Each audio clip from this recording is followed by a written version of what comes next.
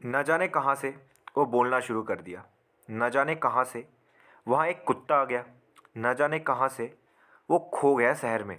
न जाने कहाँ से वो बहुत रोने लगी। तो इन हिंदी सेंटेंसेस को कैसे आप इजीली नेचुरली इंग्लिश में एक्सप्रेस कर सकते हो, ये जानने के लिए आपको वीडियो को लास्ट तक देखना है।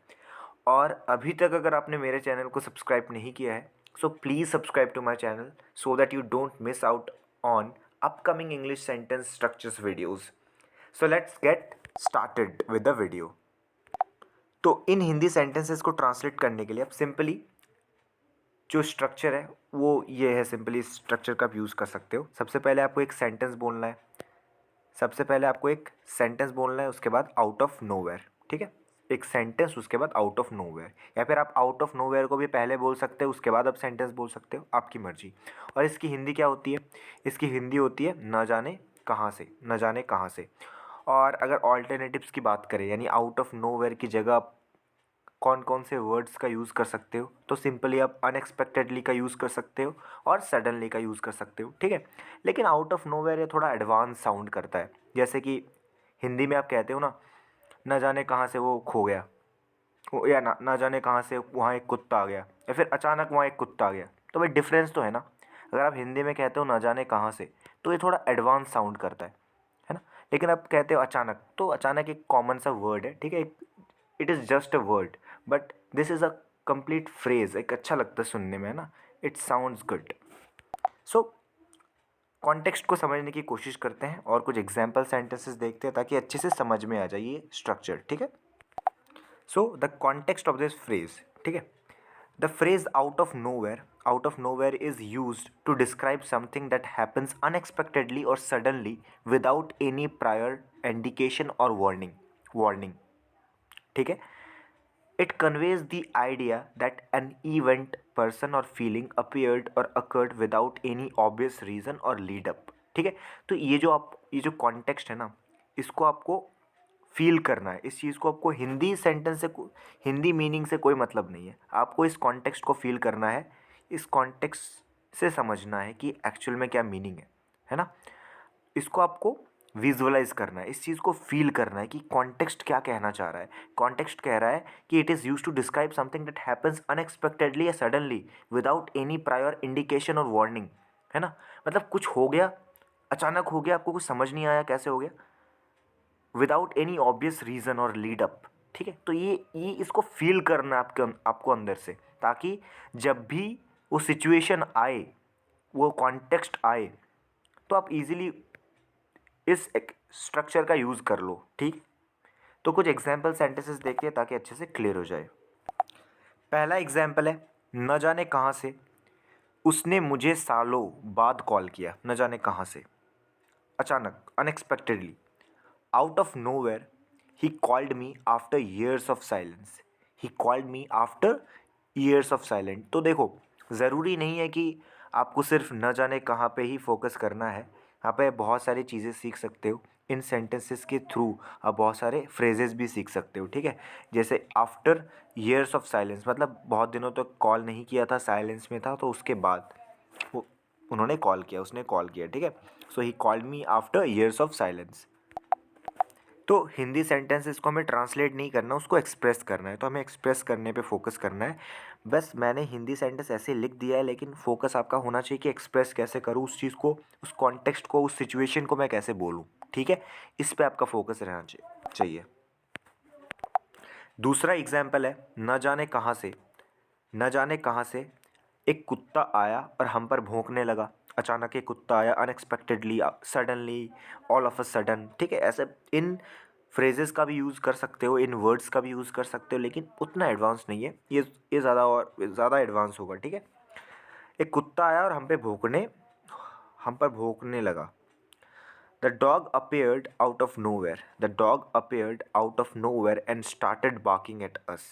And started barking at us. तो आपको ना क्या करना है, सेंटेंसेस को आपको रिपीट भी करना है। You have to repeat the sentences after me so that it directly goes into your subconscious mind. ठीक है, तीसरा एग्जाम्पल है, न जाने कहाँ से वो बातचीत के दौरान रोने लगी।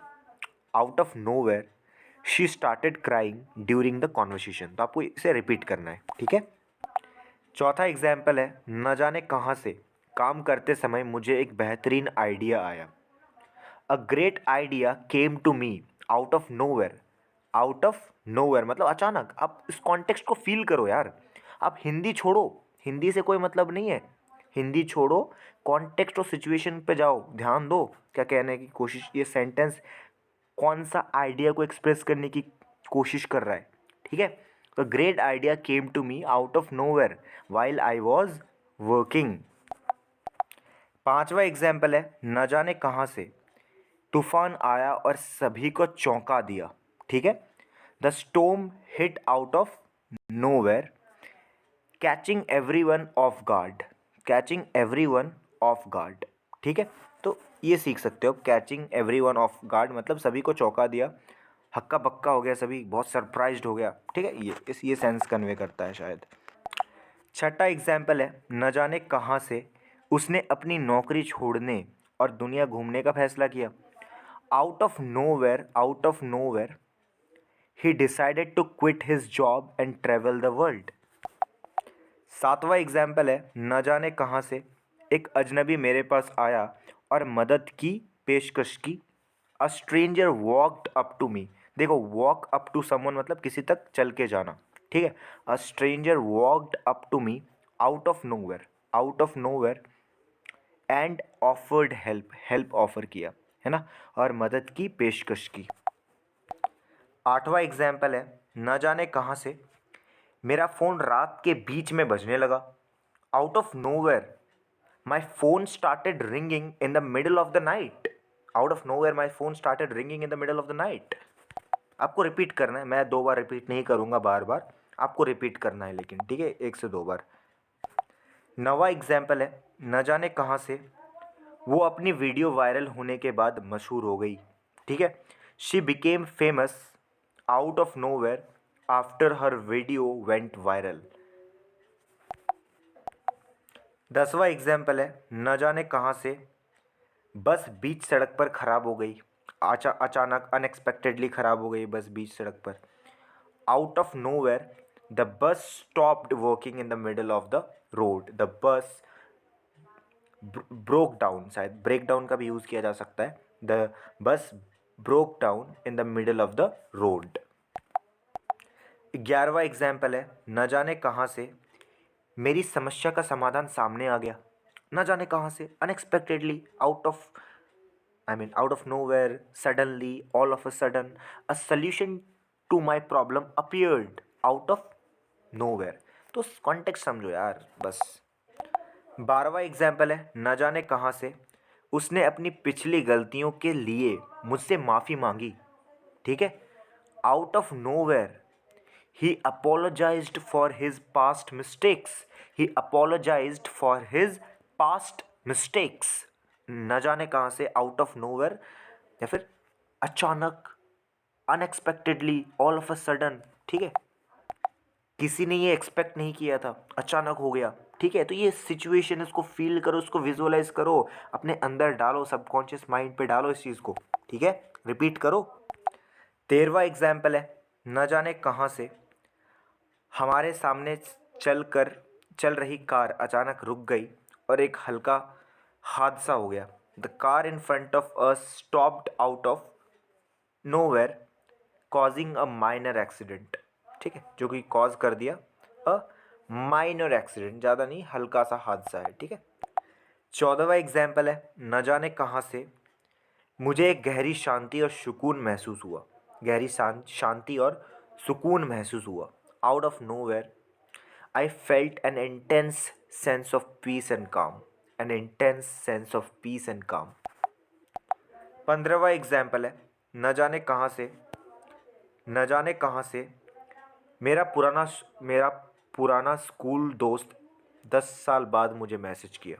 ठीक है, my old school friend message me out of nowhere after 10 years of silence. तो ऑफ साइलेंस भी लगा सकते हो, जैसे कि मैंने आपको पहले सेंटेंस में बताया था, लगा सकते हो। ठीक है, कोई आपको मैसेज करता है, कॉल करता है बहुत दिनों बाद, तो आफ्टर 10 ईयर्स ऑफ साइलेंस ऐसे करके एक्सप्रेस कर सकते हो अपने सेंटेंसेस को। ठीक है, सो आई होप आपको वीडियो पसंद आई है। अगर आपको वीडियो पसंद आई है तो ऐसे इन्फॉर्मेटिव कंटेंट्स के लिए आप मेरे चैनल को सब्सक्राइब कर सकते हो।